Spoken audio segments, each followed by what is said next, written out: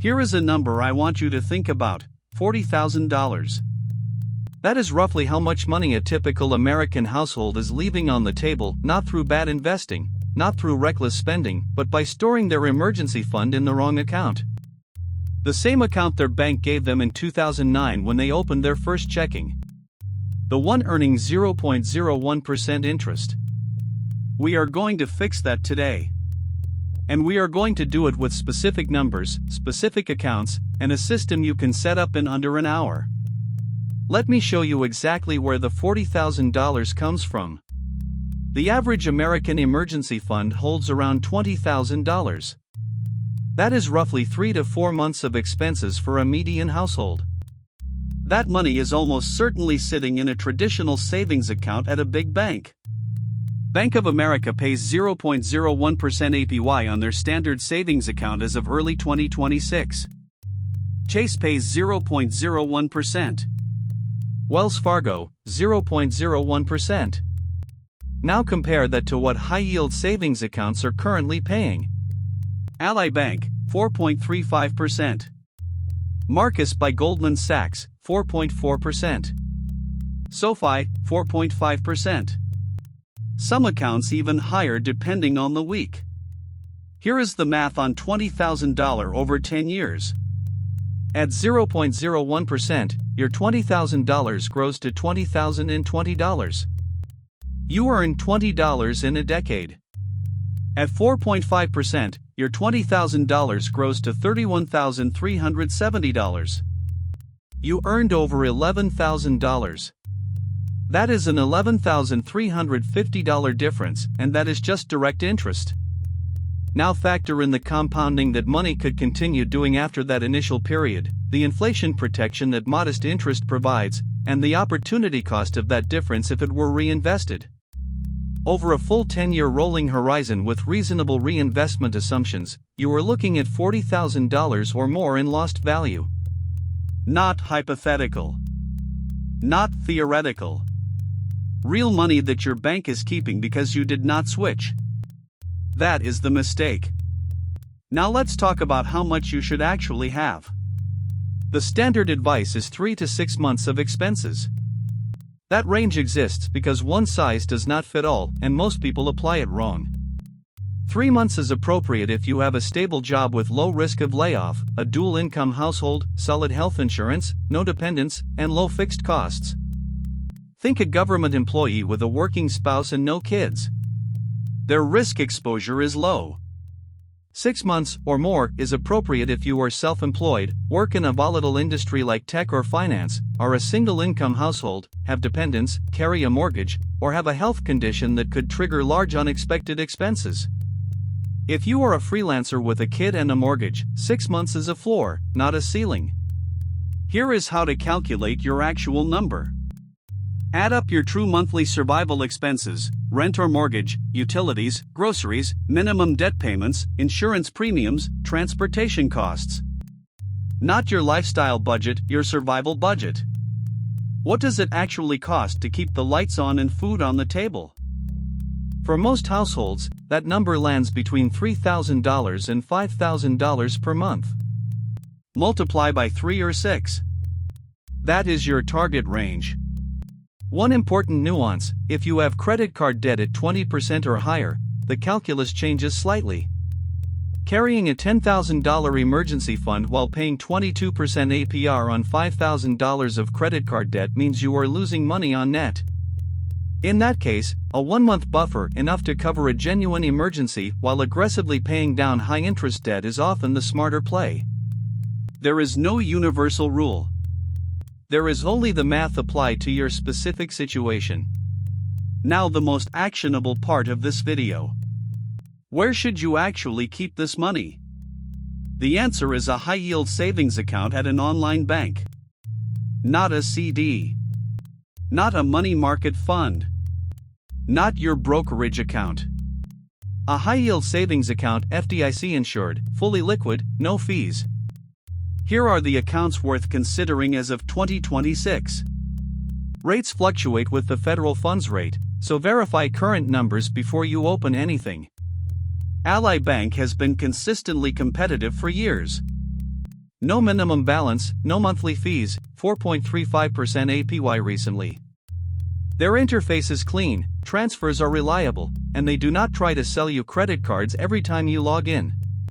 Marcus by Goldman Sachs, no fees, no minimum, currently around 4.4%. Marcus is bare bones in the best way. It does one thing, holds your savings and pays you interest.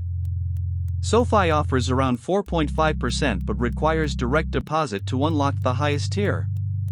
If you can route a paycheck there, it is worth it. If not, you may be stuck at a lower rate.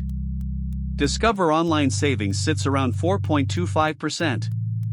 Solid reputation, reliable transfers, good customer service. A few accounts to be cautious about. Some online banks advertise 5% or higher but bury conditions in fine print, minimum balances of $25,000, rate drops after 90 days, or rates only on the first $500. Read the fine print before you transfer anything. One practical setup many people use: keep your emergency fund at a different bank than your checking account. Not a different app, a different institution. The slight friction of a 1 to 2 business day transfer is actually a feature. It prevents you from dipping into it impulsively. Out of sight, slightly out of reach, but always accessible when you genuinely need it. Here is a mistake almost as common as keeping money at 0.01%, chasing even higher rates and sacrificing liquidity in the process. A 12-month CD might offer 4.8%.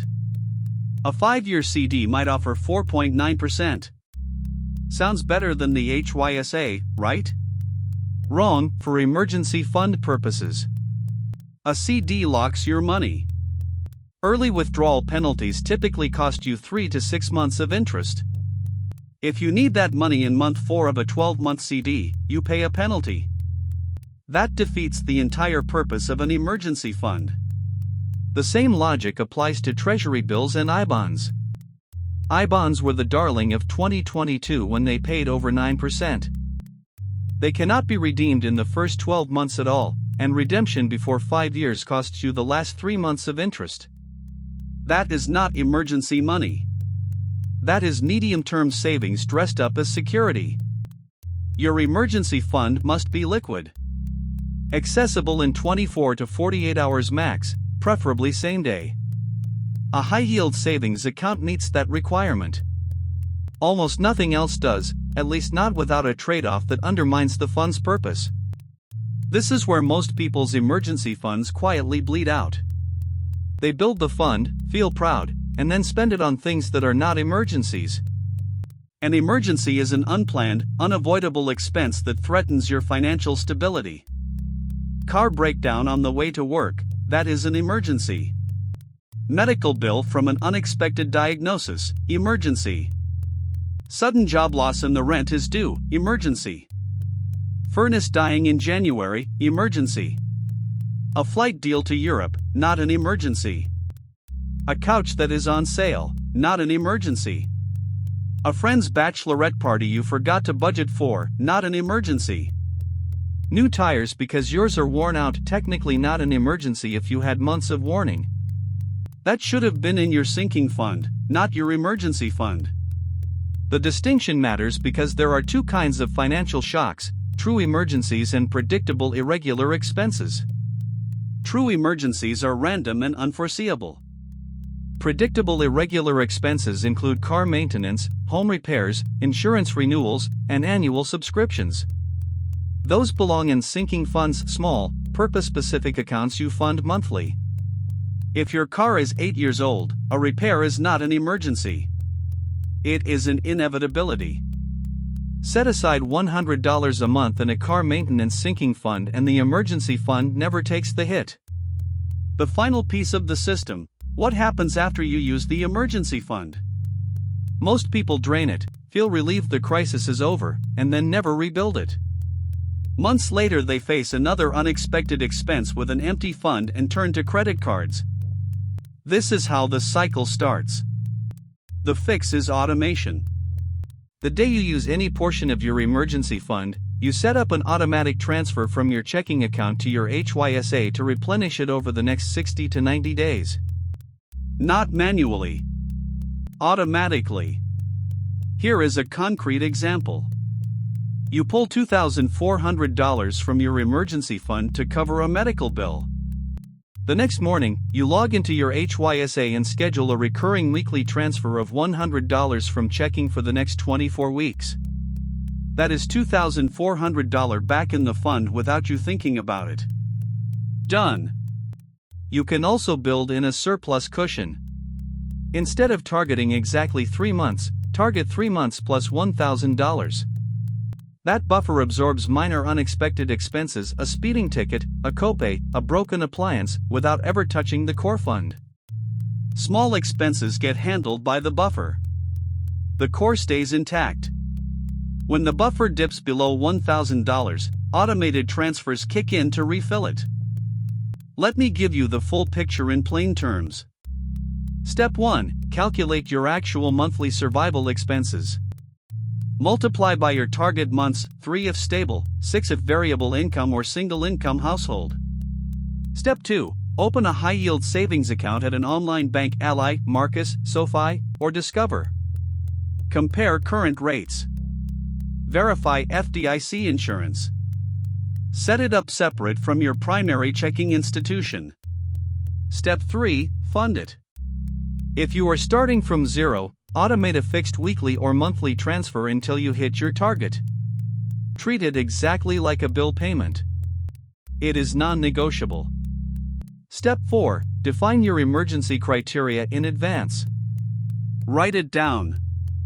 Before you touch the fund, ask, is this truly unplanned? Is it unavoidable? Does it threaten financial stability? If the answer to all 3 is yes, use it. If not, find another solution. Step 5. The moment you use any of it, schedule the replenishment transfer immediately. Not in a week. That day. The difference between a person who is financially stable and one who is perpetually stressed is not usually income. It is systems. A properly funded, properly placed emergency fund removes the single biggest financial threat most people face, the unexpected expense that becomes debt that compounds at 20% APR for years. The math on fixing this is simple. It takes 1 hour. The cost of not fixing it, as we established at the start of this video, is $40,000. Do the hour. Word count, 1-3-10 duration, 10-minute end card. Next video, real estate versus stocks, the math nobody wants to show you.